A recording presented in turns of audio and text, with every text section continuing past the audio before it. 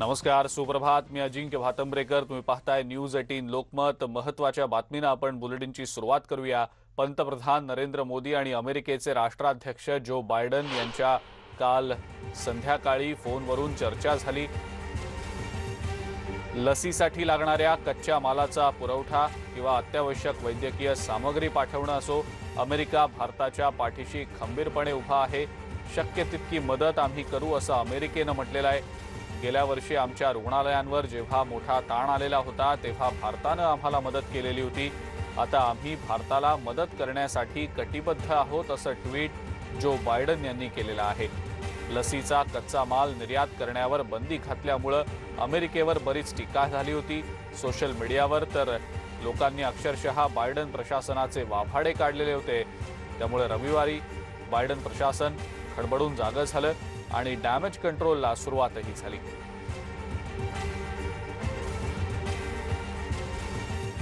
या phone call नंतर पंतप्रधान मोदींनी नेमकं काय ट्विट केलं ते देखील पाहूया.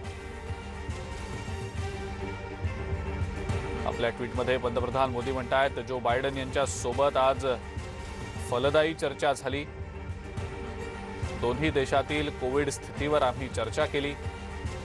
अमेरिकेनं देऊ केलेल्या मदतीसाठी मी राष्ट्राध्यक्ष बायडन यांचे आभार मानले. लसीचा कच्चा माल वेळेत पोहोचवावा हा मुद्दाही आमच्या चर्चेमध्ये अधोरेखित करण्यात आल्याचं पंतप्रधान मोदींनी म्हटलं. या बातचितीनंतर जो बायडन यांनी नेमकं काय ट्विट केलं ते देखील पाहूया.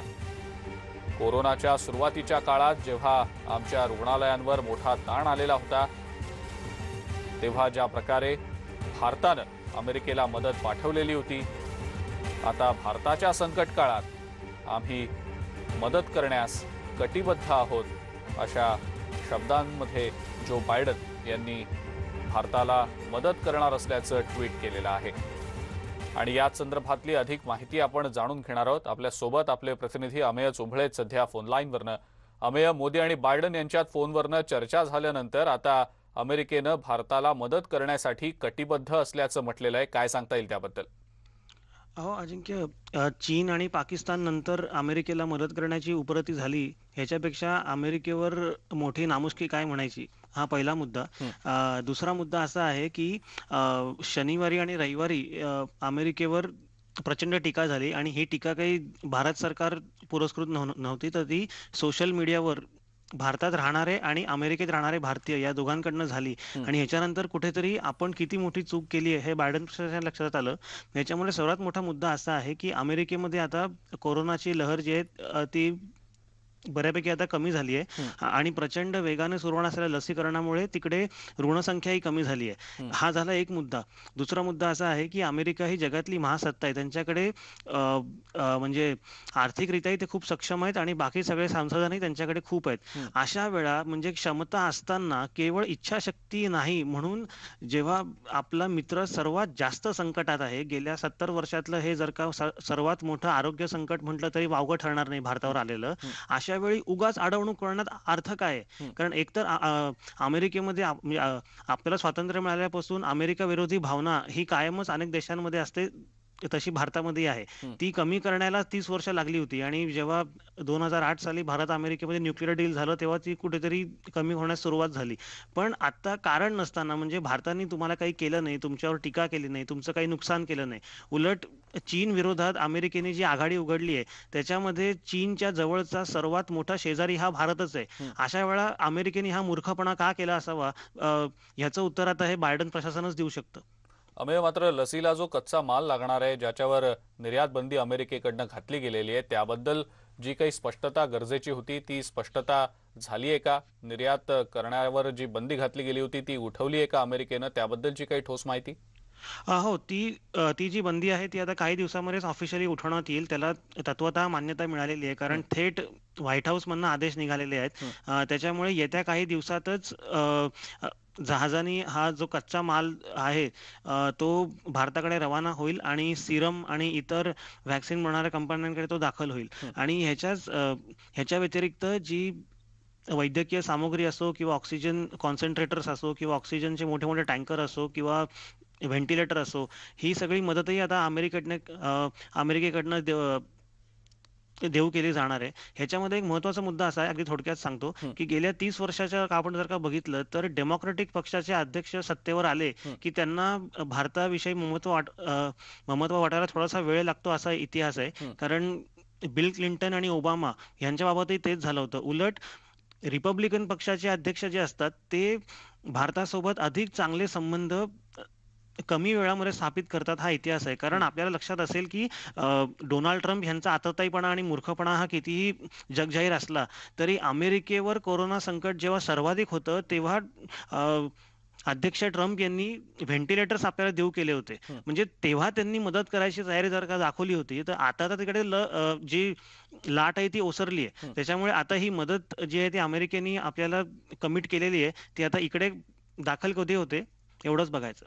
अमेय, धन्यवाद. सविस्तर माहिती आपण दिलीत त्याबद्दल.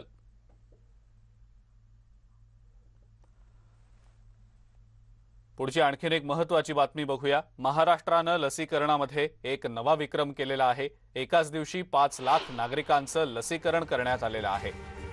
राज्यानं सोमवारी स्वतःचाच विक्रम मोडलाय. 3 एप्रिलला राज्यानं हा लसीकरणासंदर्भातला विक्रम केलेला होता. 4,62,735 नागरिकांचं लसीकरण करण्यात आलेलं आहे. आणि या नव्या विक्रमाबाबत मुख्यमंत्री उद्धव ठाकरे यांनी ट्विट करत आरोग्य कर्मचाऱ्यांचे आणि यंत्रणेचे आभार मानलेले आहेत.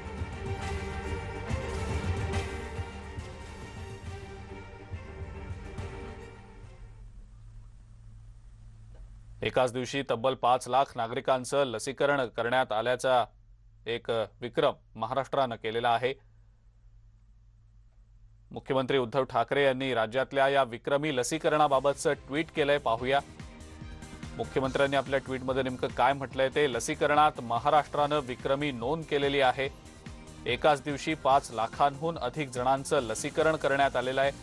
लवकरच आपण 1.5 कोटींचा टप्पा गाठू असा आशावाद देखील मुख्यमंत्र्यांनी यावेळेला आपल्या ट्विटच्या माध्यमातून व्यक्त केलेला आहे. आता घरातही मास्क वापरावा लागणार आहे, कारण तशा सूचनाच केंद्र सरकारनं केलेल्या आहेत. आरोग्य मंत्रालयाची पत्रकार परिषद पार पडली आणि यावेळेला नीती आयोगाचे सदस्य डॉक्टर व्ही.के. पॉल यांनी मास्क वापरण्यावर भर दिलाय. आता घरातही मास्क घालण्याची वेळ आलेली आहे. घरात असतानाही मास्क वापरा. विशेषतः तुमच्या घरात जर कोरोना रुग्ण असेल तर त्या रुग्णासह घरातील इतर सदस्यांनी सुद्धा मास्क घालायलाच हवा, असं पॉल यांनी यावेळी म्हटलेलं आहे. कि हम मास्क पहनेंगे, बिल्कुल ज़रूरी है कि हम फालतू बाहर नहीं जाएंगे. Please don't go out unnecessarily. Stay with your family. Very important. And also, even within the family, please wear mask. Please don't invite people into your home. पुण्यामध्ये कोरोना रुग्णांची संख्या मोठ्या प्रमाणात वाढलेली होती. या रुग्णांना आता पालिकेनं घेतलेल्या निर्णयामुळे मोठा दिलासा मिळणार आहे. बाणेर इथं 212 बेड्सचं हॉस्पिटल पालिका उभारणार आहे. यामध्ये 150 ऑक्सिजन बेड्स तर 62 व्हेंटिलेटर बेड्स असतील. यासाठी 1.5 कोटींची तरतूद करण्यात आलेली आहे. तर पुण्यामध्ये स्मशानभूमीवर वाढलेला ताण कमी करण्यासाठी 4 नव्या विद्युत दाहिन्या बसवण्यात येणार आहेत. नायडू हॉस्पिटलमध्ये 1,70,00,000 रुपये खर्चून ऑक्सिजन प्लांट उभारला गेलेला आहे. यातून 80 बेड्सना ऑक्सिजन पुरू शकेल. दरम्यान पुण्याचे महापौर मुरलीधर मोहोळ यांनी नेमक्या कोणकोणत्या घोषणा केलेल्या आहेत पाहूया. एक तर बाणेरमध्ये आपल्याला माहिती आहे की आता नव्यानं जी काही C2च्या अंडर एक महापालिकेच्या ताब्यात इमारत आली, त्या ठिकाणी नव्यानं साधारणतः एक 212 बेड्सचं हॉस्पिटल त्या ठिकाणी उभं करतोय आपण. त्यासाठी 62 ICU आणि 150 साधारणतः ऑक्सिजन बेड्स आपण तयार करतोय. कुठंतरी ह्या शहरात असलेल्या ज्या विद्युत दाहिन्या आहेत, स्मशानभूमी आहेत, तिथला थोडा ताण वाढताना आपल्याला दिसतोय. आणि बराच वेळ नातेवाईकांना तिथं थांबावं लागतं, तास 2-2 तास, कधी कधी 3-3 तास, की त्या ठिकाणी नंबर लागत नाही. या पार्श्वभूमीवरती एक साधारणतः पुणे शहरातल्या स्मशानभूमीमध्ये 4 नवीन विद्युत दाहिन्या या ठिकाणी बसवण्याचं काम महापौर निधीतून होणार आहे.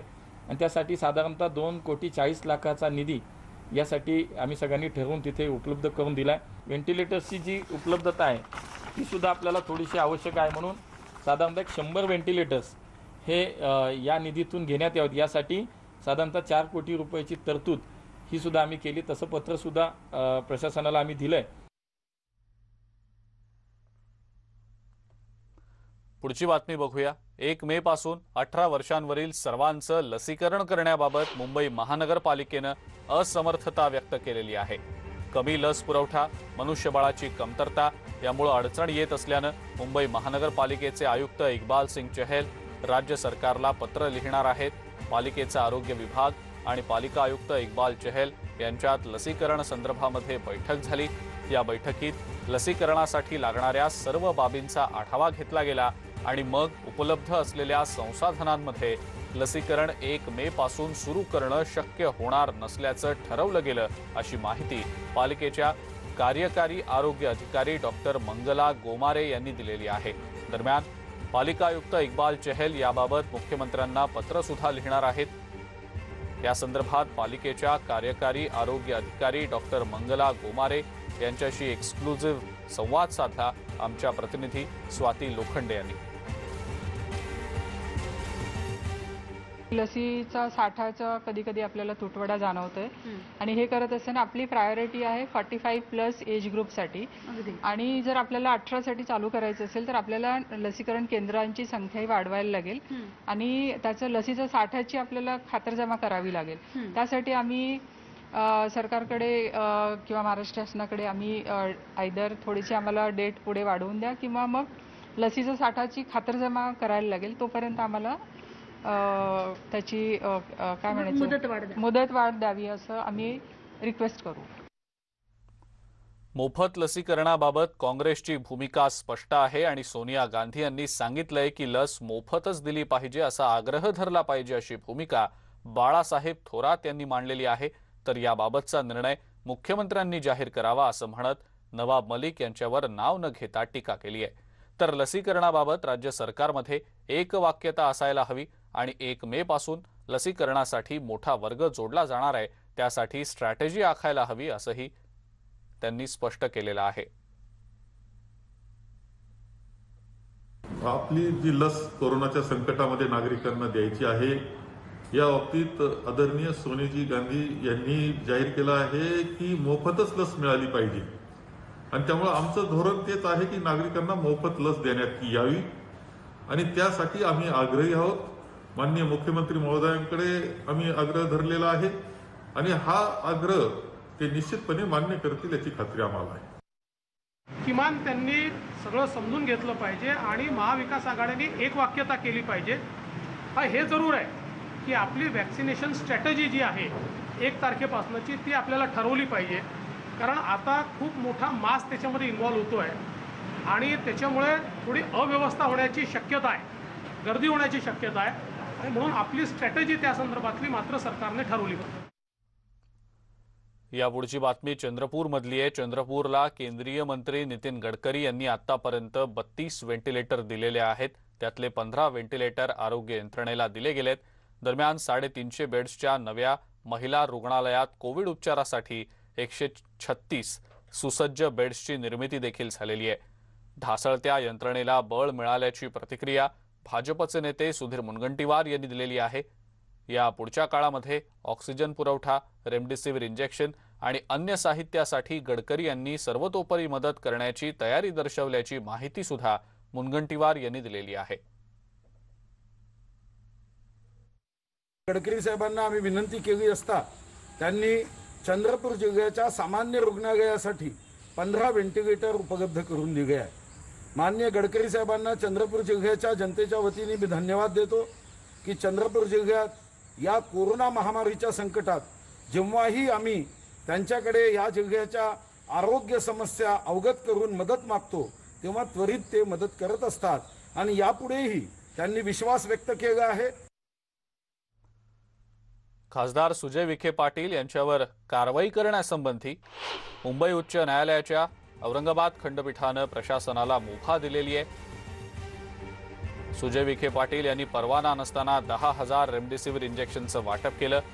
हे प्रकरण औरंगाबाद खंडपीठाकडे गेलेलं आहे। 10,000 इंजेक्शन ताब्यात घेऊन गरजूंना वाटप करण्याचे आदेश कोर्टानं दिल्याची माहिती मिळतेय।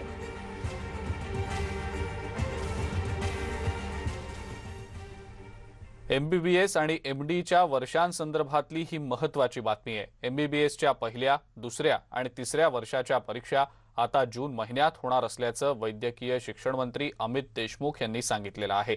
वाढत्या कोरोना संसर्गाच्या पार्श्वभूमीवर परीक्षा पुढे ढकलण्याचा निर्णय घेण्यात आलेला होता। त्यानंतर आता या परीक्षा जूनमध्ये होणार असल्याचं देशमुख यांनी सांगितलंय। पहिल्या, दुसऱ्या, तिसऱ्या वर्षीच्या ज्या परीक्षा आहेत, अनेक जे विद्यार्थी होते त्यांना कोरोनाची लागण झाली यामुळे आणि त्यांचं येणं जाणं परीक्षा केंद्रावर किंवा त्यांच्या महाविद्यालयामध्ये त्यांना अभ्यास करायचा असेल तर वाचनालयामध्ये याच्यामध्ये बऱ्याच अडचणी येत होत्या आणि या परीक्षा पुढे ढकलणं हे शक्य होतं, म्हणून ते आपण पुढे ढकललेलं आहे। कधी काही होणार आहे? जूनच्या पहिल्या आठवड्यात। वेळ झाली एका ब्रेकची। बघत रहा न्यूज 18 लोकमत। ब्रेकनंतर आपल्या सगळ्यांचं पुन्हा एकदा स्वागत। काँग्रेस अध्यक्षा सोनिया गांधी यांनी मोदी सरकारला मदतीचा हात दिलाय। आपले मतभेद बाजूला ठेवून आपण एकत्र आलं पाहिजे। हा लढा आम्ही विरुद्ध तुम्ही नाही तर आपण विरुद्ध कोविड असा आहे, असं सोनिया यांनी म्हटलेलं आहे। इंडियन एक्सप्रेस या वृत्तपत्राला सोनियांनी मुलाखत दिली आहे। मोदी सरकारवर यावेळेला सोनियांनी सडकून टीकाही केली आहे। सध्याच्या घडीला राजकीय एकमत गरजेचं आहे, पण संमती सोडून धाक दपटशाहीलाच मोदी सरकारनं प्राधान्य दिलंय। याआधी देखील संकट काळात सर्व राजकीय पक्ष एकत्र आलेत। सरकारनं आमच्याशी संपर्क साधला तर आम्ही त्यांना शक्य ती मदत करायला तयार आहोत, असं सोनिया यांनी म्हटल्याचं या मुलाखतीत म्हटलं गेलंय। आणि या संदर्भातली अधिक माहिती आपण जाणून घेणार आहोत। अमेय चुंबळे आपले प्रतिनिधी आपल्या सोबत आहेत सध्या फोन लाईनवरनं। अमेय, हा लढा आपण विरुद्ध कोरोना असा आहे असं म्हणत सोनिया गांधी यांनी मोदी सरकार पुढे मदतीचा हात दिलेला आहे, काय सांगता येईल त्याबद्दल? हो अजिंक्य, जसं तू आता म्हणालास की मला वाटतं सोनिया गांधींनी आता हा पहिला जो आहे त्यांनी ऑफर केलेली आहे। ह्याच्या आधी आपण पाहिलाय 18 एप्रिल रोजी माजी पंतप्रधान डॉक्टर मनमोहन सिंग यांनी कोरोना विषयी आणि खास करून लसीकरणाबद्दल मोदी सरकारला पत्र लिहिलेलं होतं। तेव्हा आपले आरोग्यमंत्री डॉक्टर हर्षवर्धन यांनी त्या पत्रावर आणि सिंग यांच्यावर जाहीर टीका केली होती। पण दुसऱ्याच दिवशी जे उदार लसीकरण धोरण जाहीर केलं त्याच्यामध्ये 90% मुद्दे हे मनमोहन सिंग यांच्या पत्रातलेच होते, हे जगजाहीर आहे। त्याच्यामुळे सोनियांचा मुद्दा हा योग्य आहे की हे एवढं मोठं संकट आहे की हे काँग्रेस विरुद्ध बीजेपी किंवा बीजेपी विरुद्ध अन्य पक्ष हे सगळं करत बसण्याची ही वेळ नाही, अभूतपूर्व संकट आहे। काँग्रेस सरकारने याआधी देशामध्ये काही वर्ष नाही तर काही दशकं सरकार चालवलेलं आहे। आजही त्यांच्याकडे खूप तज्ज्ञ लोक आहेत, त्यांच्याकडेही त्यांचे माजी आरोग्यमंत्री आहेत, त्यांचे माजी गृहमंत्री आहेत जे अजूनही ऍक्टिव्ह आहेत। त्याच्यामुळे या संकट काळामध्ये त्यांचा अनुभव, त्यांचा सल्ला हा घेण्यास मोदी सरकारला काही हरकत नसावी। आता इंडियन एक्सप्रेस सारख्या मोठ्या पेपरला सोनियांनी मुलाखत दिली आहे। आजच्या दिवसात ही सर्वात मोठी राजकीय बातमी ठरू शकते। आता मोदी सरकारकडनं ह्याला प्रतिसाद कसा मिळतो, म्हणजे ह्याच्याकडे दुर्लक्ष केलं जातं का, सोनियांवर टीका केली जाते की त्याला सकारात्मक उत्तर दिलं जातं, हे आता काही तासामध्ये क्लिअर होईल। मला वाटतं 1 ते 2 तासामध्ये भाजपचे प्रवक्ते आणि नेत्यांचे ट्विट्स यायला सुरुवात होईल आणि त्याच्यावरून भाजपचा एकंदर सूर काय आहे या पत्राबद्दल ते कळेल। अमेय, धन्यवाद माहिती दिलीत आपण त्याबद्दल। आणि या सगळ्या महत्त्वाच्या बातम्यांसोबतच या बुलेटिनमध्ये वेळ झाली इथंच थांबण्याची। नमस्कार।